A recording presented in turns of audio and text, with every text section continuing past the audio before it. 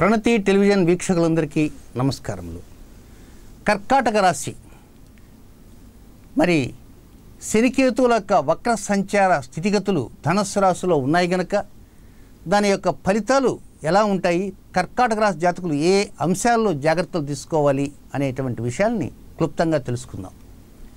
ఈ 2019 ఏప్రిల్ 30వ తేదీ మంగళవారం ఉదయం 6:42 నుంచి 2019 సెప్టెంబర్ 18వ తేదీ బుధవారం మధ్యాహ్నం 2:08 వరకు, అంటే 141 రోజుల 7:26 పాటు శనికేతువులు ఏకకాలంలో వక్ర సంచారం సాగిస్తున్నారు.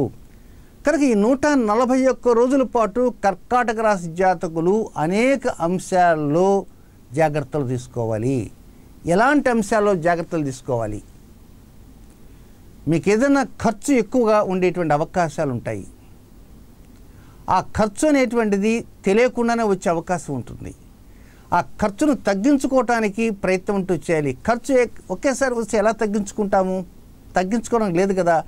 కనుక ఏంటంటే ముందుగా ఇప్పటి నుంచి 141 రోజుల్లో మనకేదో తెలియనటువంటి ఖర్చు ఉందో లేక తెలిసినటువంటి ఖర్చు ఉందో, ఆ ఖర్చు ఒకవేళ ఉండేట్టయితే ముందుగా మన దగ్గర ఉన్నటువంటి చేతిలో క్యాష్ ఇన్ హ్యాండ్ ఖర్చు పెట్టకుండా టు బీ సేఫ్ సైడ్ దగ్గరగా ఉంచుకోవాలి అనేది ఒక జాగ్రత్త. అంతే.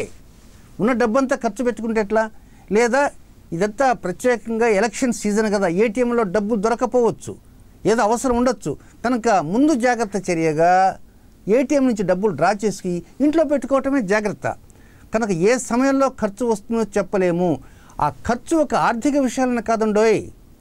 మీరు ఏదన్నా ఒక ముఖ్యమైన పని చేస్తే ఆ ముఖ్యమైన పని 1-2 సార్లు కూడా చేసి సమయం కూడా వృధా అయ్యే అవకాశం ఉంటుంది. ఖర్చు అయిపోతుంది. డబ్బు ఖర్చు, సమయం ఖర్చు, శ్రమ కూడా ఖర్చు అవుతుంటుంది. కనుక దీనితో పాటు మరొకటి గమనించవలసింది ఏమిటంటే, మీకు ఎవరన్నా శత్రువులు ఉన్నారనుకోండి, వాటి విషయాల గురించి ఇప్పటి నుంచి ఆలోచన చేయవద్దు. అలాంటి శత్రువులతో ఏదన్నా వాళ్ళు ఏదో గిల్లి కజ్జాలు పెట్టుకొని వాడిని ఏదో పైకి తీసుకొచ్చి వాడిని కొంచెం ఇబ్బందులు పెట్టాలనే ఆలోచన తీసుకురావద్దు. మీకు శత్రుత్వాలు ఉండవచ్చు, కానీ శత్రుత్వాలు ఉంటే వాటిని కామ్గా ఉండడానికి ప్రయత్నం చేయండి. అలాగే మీకు రావాల్సిన రుణం ఉండొచ్చు, లేక మీరు ఇవ్వవలసిన రుణం ఉండొచ్చు. రావాల్సినవి కానీ ఇవ్వవలసినవి కానీ వీలైనంతవరకు ఇవ్వవలసినవైనా తప్పదు, ఇవ్వాలి. రావాల్సినవి తీసుకోవాలి. కానీ అలాంటి అంశాలపైన ఎక్కువ దృష్టి అనేది ఎక్కువగా ఉంచి అనవసరంగా కొంచెం రెట్టించి ఎదుటి వ్యక్తులతో మాట్లాడవద్దు. మీకు రావాల్సిన డబ్బు ఉంటే నిదానంగా ఎప్పుడు ఇస్తారు ఏమిటి, అలాగే మీరు ఇవ్వవలసిన డబ్బు ఉంటే అది కూడా తొందరపడి హడావుడిగా ఇవ్వకుండా అవసరమైనప్పుడే ఇవ్వటానికే ప్రయత్నం చేయండి. అలాగే అనారోగ్య విషయంలో కూడా ఏదైనా చిన్నపాటి లోపం ఉంటే డాక్టర్ గారిని అడిగి వారి నిర్ణయాలకే పెద్దపీట వేయండి. అంటే రుణ విషయాలు, అనారోగ్య విషయాలు, శత్రు విషయాలు, ఖర్చు విషయాలు, వీటిల్లో ఈ 141 రోజులు కర్కాటక రాశి జాతకులు జాగ్రత్తలంటూ తీసుకుంటూ ఉండాలి. ఇక ఈ మొత్తం 141 రోజుల్లో అంటే ముందు కొంత ఉండదు, చివరిలో కొంత ఉండదు, కానీ పరిహారాలు పాటించవలసింది మే 8వ తేదీ దగ్గర నుంచి ప్రారంభమవుతుంటాయి. కనుక ఆ మొత్తం 10 పర్యాయములు 10 రకాలుగా రెమెడీస్ ఉంటాయి. కనుక ఏ పర్యాయ తేదీలు ప్రారంభానికి ఒక 10-15 రోజులు ముందుగానే ఆ రెమెడీ అనేటువంటిది తెలియజేస్తాను. ఆ రెమెడీ ప్రకారంగా మీరు ఆచరించవచ్చు.